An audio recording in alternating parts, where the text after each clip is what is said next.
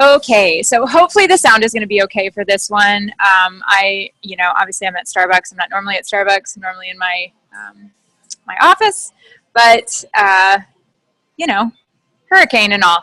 Hey, Stacy. And this is kind of fun, actually. There's some of you on that don't normally aren't able to get on live because of the morning call. So I figured this would maybe be a little gift to some of you ladies, like Luann. I know normally can't get on, which is awesome. So there you go. You're welcome. The gift of Irma just keeps on giving.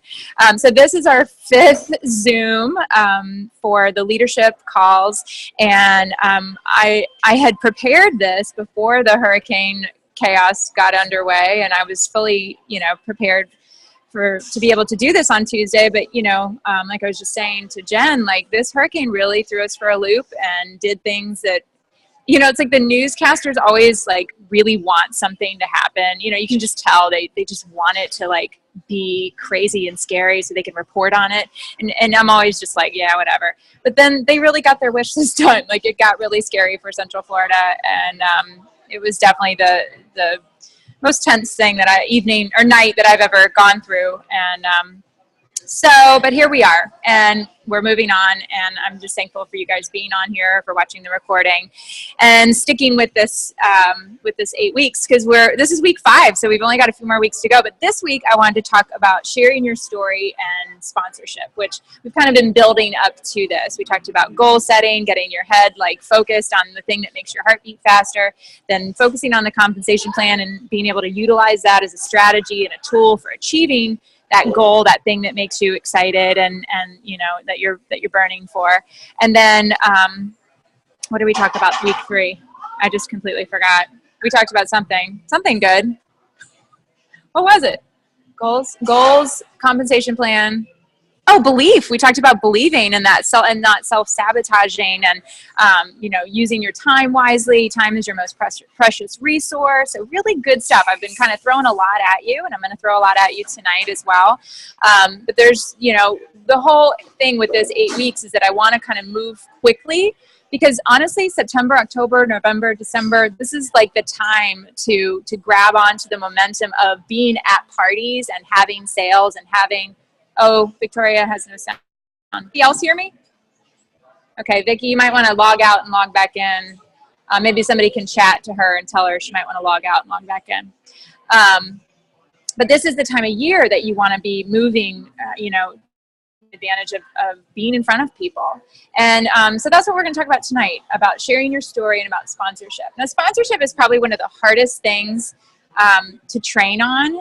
And it's kind of like the thing that people that sponsor a lot even struggle with articulating how they do it, because it isn't something that's it's hard to explain. It's because there's not like I can say, here's the checklist, do these things and you will sponsor more, because there is definitely an intangible to sponsorship. There's a nuance to it. There's an art even. When you hear the expression, your vibe attracts your tribe, like I can't teach you your vibe. You're going to attract the people to you that the vibe is putting out and attracting. And so that's a hard thing to train people on. But I'm going to try again, and you're going to hear some things you've heard before, but then also articulate some new things to kind of help you maybe grow into sponsorship, because sponsorship is the thing that moves you through the compensation plan. There is nothing else that's going to move you from a lead CE to a minister, to a manager, to a director, and beyond.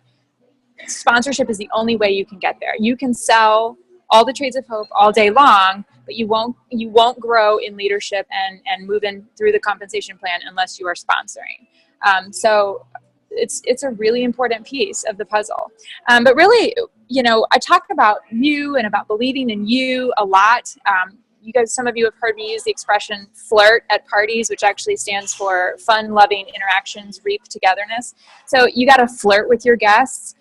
It all adds up to that intangible thing, because you are the difference in when it comes to sponsorship. It's about you. It's not about me telling you what to do. It's about you really being you and putting off that vibe that's going to attract people to you and want to join with you. So you're the difference. And it's really about your story, which is what we're going to talk about tonight. It's an important piece of how you share about your business. The flirt words are fun, loving interactions reap togetherness. It's actually from my original booking magnet call. I didn't put it in the video, but you're the one that people want to join with. You know, you shared the stories of the artisans, and I think sometimes we allow ourselves to almost be overshadowed by those stories. But your story is incredibly important, and you are incredibly important. You know, don't underestimate that for a second. I think sometimes we do with Trades of Hope because it's easy for us to sit back and put the artisans forward. But really, when people are joining and people are wanting to be a part of a direct selling company, they're choosing Trades of Hope maybe because we're different, but they're also choosing Trades of Hope because of you. You know, direct sales is different because our story and our products are not being marketed necessarily, or the stories of our products are not being manufactured by a marketing team.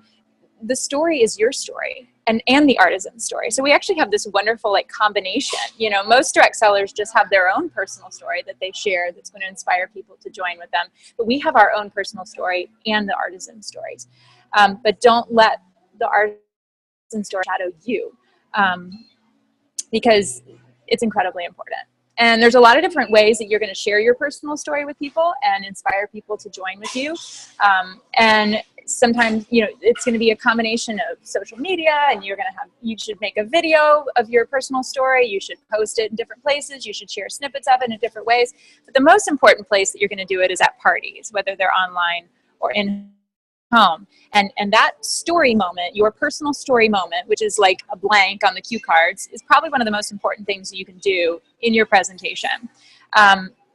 It should be simple, and it should be clear, and it should be well crafted. And if you don't have that in your toolkit of going into a party and feeling confident that you can share your personal story in a really clear and concise way, then hopefully what I'm going to share with you now will help you with that. So your presentation at a party should follow a pretty basic outline. You're going to give your hostess love and talk about the ripple effect, and you're going to mention hosting. You're going to story, which is incredibly important, and you're going to mention joining.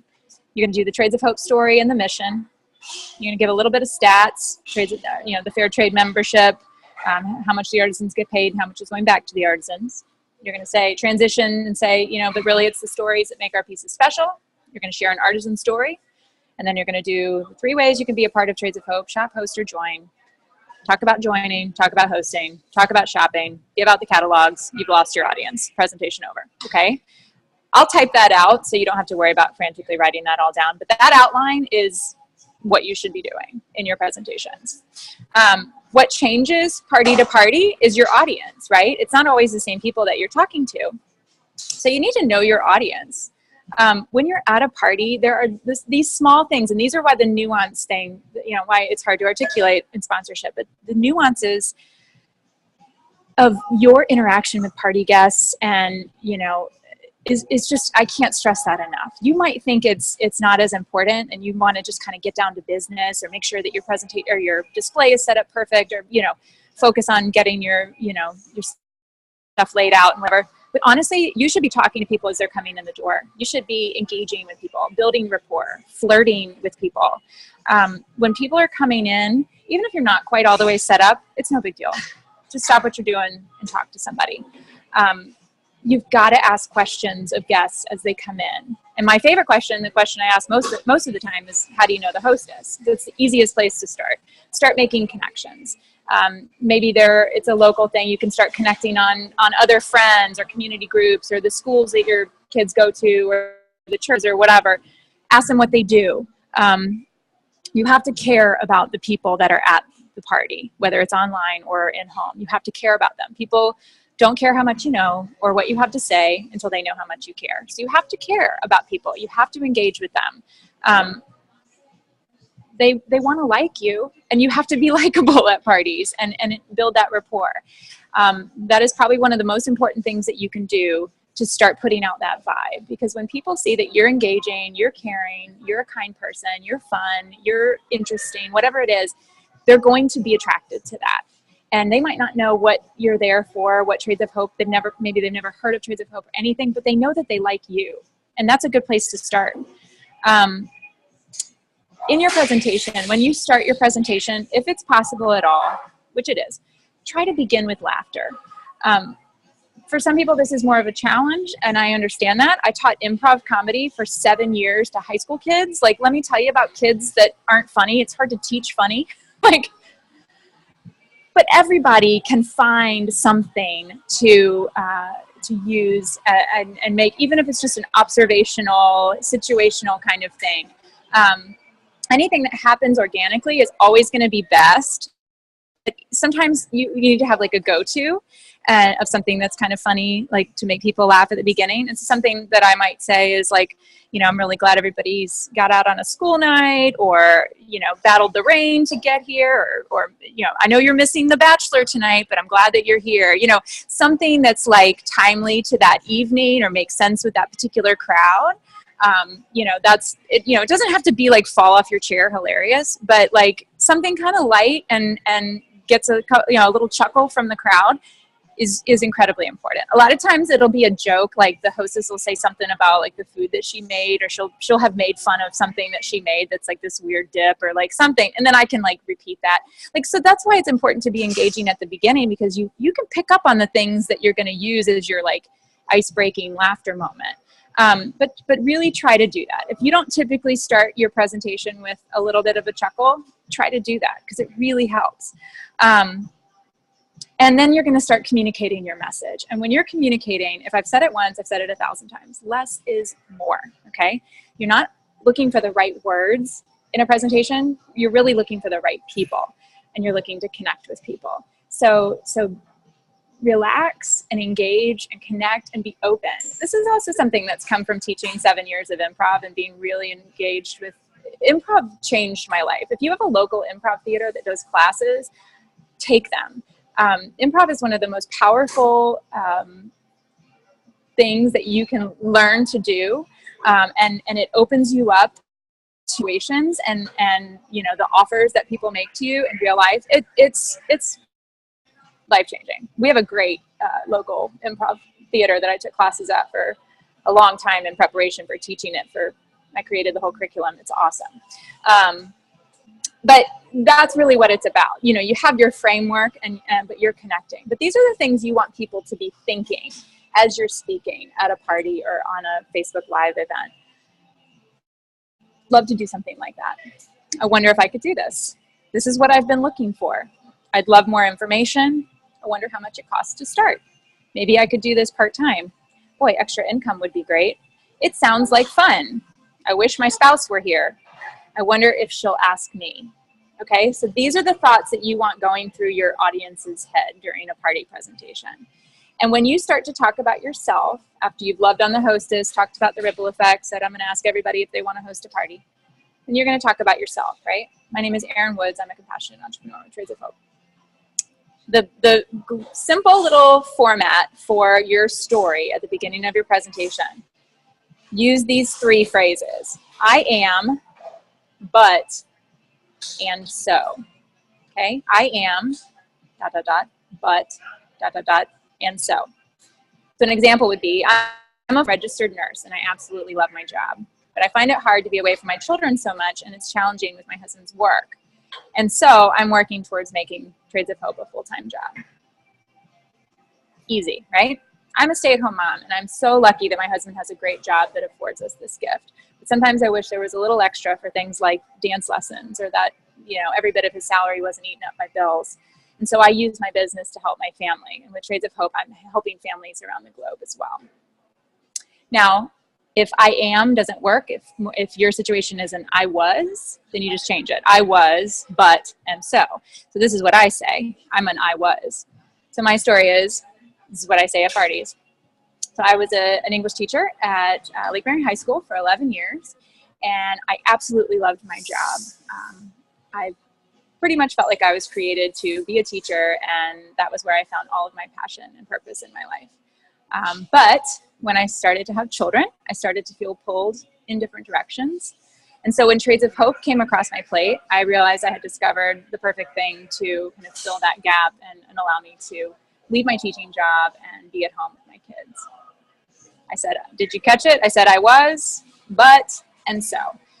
that's all I'm talking about for your personal story. You're painting a little picture of your life.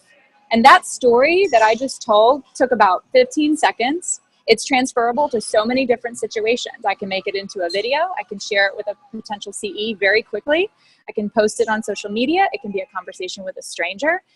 It can be used in so many different forms. So you need to make sure, and I'm going to challenge you this week to make sure that you have I am, but, and so written out, practiced, rehearsed, so that you can say it like your elevator speech, but really that's your story. Your story is so, so important because people are going to be attracted to you, to your vibe, and your story is your vibe. So don't be afraid to be vulnerable too, and a little bit real. We want to be careful at party presentations, obviously not to leave everybody in puddles and crying. But you can be honest. I talk sometimes, I go a little bit further with that story. And I talk about how when I was home, when I was on my leave of absence, I was getting a little depressed. And a lot of people can relate to that. A lot of people, when you transition into, from a job to not working or retiring or, that there's my mom's about to go through it, like a huge downshift and all of a sudden your friend circles change and it's just your whole life changes. And a lot of people can relate to changing their life situation. So I share that because I know a lot of people can relate to that. So keep remembering that people are inspired by you and your story when you're sharing. So to become effective at anything, you got to prepare, practice, and polish. So this is really, really important. If you're not partying regularly, if you're not having one party a week, then your presentation will feel stale and will become unnatural. It can happen to me, so I know that it can happen to anyone. If I haven't done a party in 2 weeks or 3 weeks, I start to feel really weird and stiff. And so my suggestion would be to try to practice your party presentation and share your story at least once a week. It's incredibly important to stay connected to that tool, even if it's just the story part, your story. Try to connect to it and share it so that it continues to be natural and feel easy, because you always want your party presentation to feel relaxed, easy, fun for those that are watching. If you seem nervous or like you're fumbling through the cue cards or you get lost in the cue cards, people are not going to want to feel that way. I encourage you to use the cue cards, but you also need to prepare, practice, and polish and make sure that you actually can do it without staring at them, getting lost in them, or getting nervous. Because nobody is going to willingly put themselves into a situation where either they look like they're nervous or fumbling, or they're a nerve-wracking situation. Nobody's going to be like, oh, I want to do that. She looks really, like a hot mess. Nobody's going to want to join if you're fumbling through your presentations. You have to practice. Hold the cue cards in your hand, but you have to practice and polish your presentation. You want to use facts sparingly. And, I feel like our cue cards are pretty good, but they're a little heavy on facts enough. That's why I like my outline a little bit better. And I think we've got new cue cards coming out again soon. Remember, you want to impact people. You don't want to overload. And it doesn't take very much with our stories and Trades of Hope to impact people and make them understand and kind of go, oh, okay. Job creation. Wow, I never thought about shopping this way. Boom, where's the catalog? You don't have to tell them that much. You don't have to give them every statistic. If you've never timed yourself doing your presentation, please do. I have talked way too long before, and I know that I've lost potential CDs because of that. So take it from me. Time yourself. Less is more. You got to hold back. And if you do time yourself and it's too long, take that opportunity to edit your saying. This is great communicators. It's the best tool that they have is editing. So eliminate weaker points to allow stronger points to shine. Avoid talking beyond people's attention span and let go of the guilt that you need to educate your audience. Jenny DeCajon, I've told this story before, so she'll laugh when I tell it again. Gosh, it was probably 2 years ago. She was really struggling with sponsoring, and this was before she was a director. And she called me and we were talking through it. And I'm like, well, tell me about your parties. What are you doing at parties? And she's like, well, I have this PowerPoint presentation and it's about 45 minutes long. And I'm like, okay, Jenny, stop. Like, that's your problem. Like, you're talking too long and you're showing a PowerPoint presentation. Like, nobody wants to do that. Nobody wants to join with you. And of course, so many of us, I mean, all of direct sales is nurses and teachers. Like, the predominant like career path is nurses and teachers. So us teachers and nurses too, like, we all just want to teach. We want to tell people, like, we want to educate you. But you don't have to do that. You don't need to do that. And you shouldn't do that if you want to sponsor. So let go of that. People are gonna get educated just by you telling them what you're gonna tell them, and trust me. And ask Jenny if you don't trust me. It will change when you reduce, when you edit, and you get it down to the impactful things that you want to share. Okay, so when you are sponsoring or doing anything really in direct sales, you must own the numbers, and that the numbers hold true. And I've shared this a little bit. That even though we're different as a direct selling company, we're not immune to the numbers that affect the industry. We still have the same level of people joining and people falling off. 4 out of 5 women that join will be gone in a year. Half of the people you sponsor this month will be gone in 3 months. I mean, it is true for us. It's true for everybody else. It's just the nature of direct sales. It's easy to get in, but it's also really easy to get out. So you just have to own that. You have to just be okay with that. And it is what it is. I've been reading, obviously, the book, Be a Direct Selling Superstar by Mary Christensen, and she shares a little anecdote at the beginning of one of the chats about being at an awards banquet for another DS company, and she was sitting next to one of their top people, and she congratulated her on the awards that she had won, and she asked her why she chose that particular company, and the girl said that it was actually the first company where somebody actually asked her if she wanted to join, so she jumped in. She had been wanting to do direct sales for a really long time, and had actually put herself in the path of lots of consultants for a lot of different companies, and nobody asked her. And it was like, wow, that was a missed opportunity. And that's there's 3 lessons to learn from that. First of all, if you don't seize an opportunity, somebody else, and I can speak to this. I've got about 10 of my mom friends right now who are selling rhododendron fields, and it's okay. They had the opportunity kind of to do Trades of Hope, but I don't think I ever really asked them. So I'm regretting that. Somebody else sees that opportunity. You don't want to be a shark, and you guys have enough good sense and instincts to know what the difference between, seizing an opportunity and being a shark looks like. But you got to always ask, because if you don't, somebody else will. The other thing is, you can't let perception or prejudice get in the way, ever.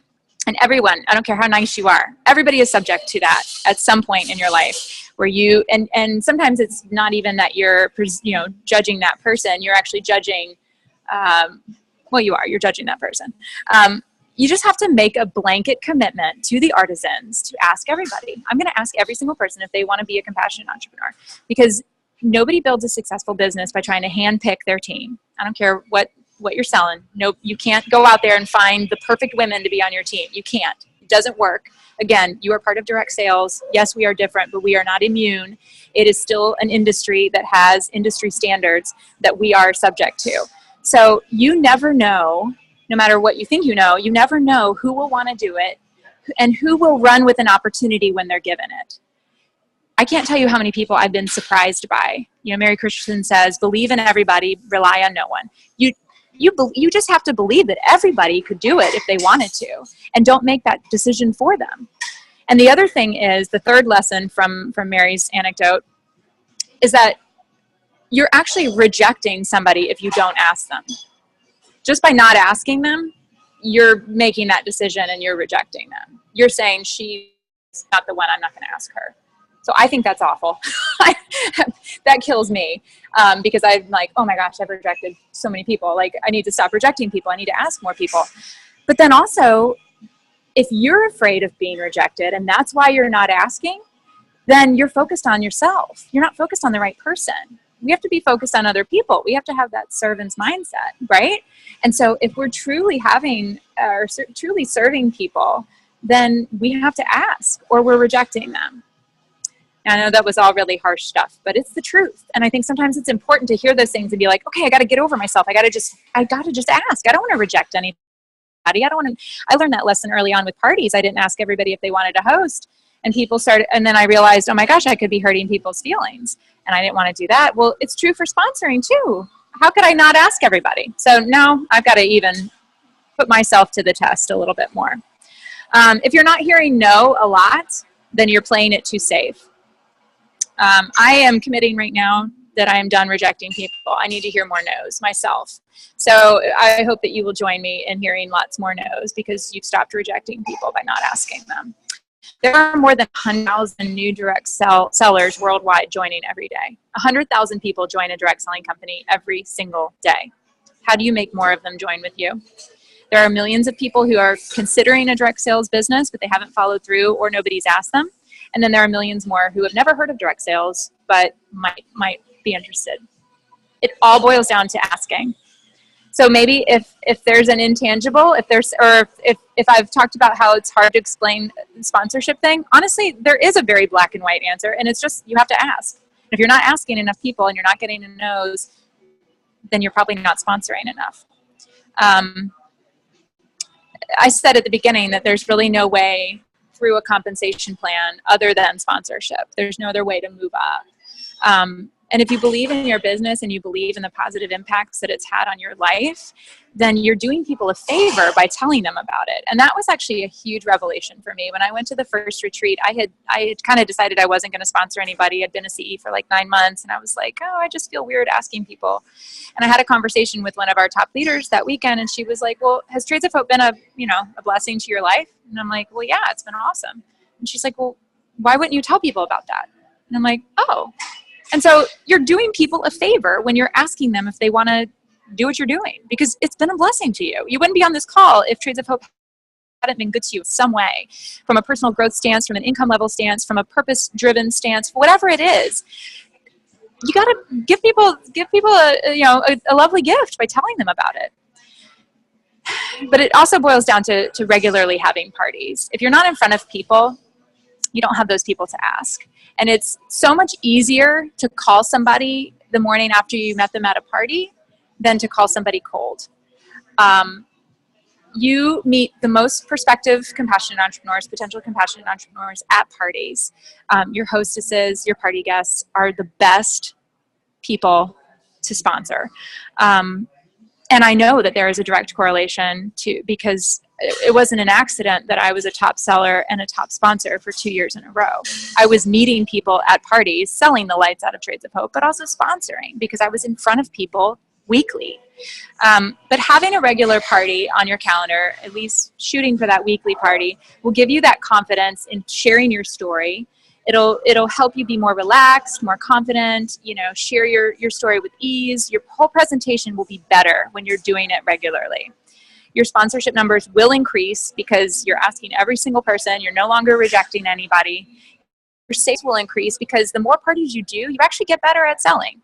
And that's kind of fun. And you will have a longer list of potential CEs that will be more of a warm call and a warm pipeline of follow-up versus the cold calling or talking to strangers or all the things that are really hard as far as like meeting people and that kind of thing. So having parties regularly is incredibly important for so many reasons. And that's really the training. There's no shortcut to sponsoring. It's really about you. It's about you knowing your story, practicing your story, sharing your story regularly, making it personal, and helping others be drawn to that.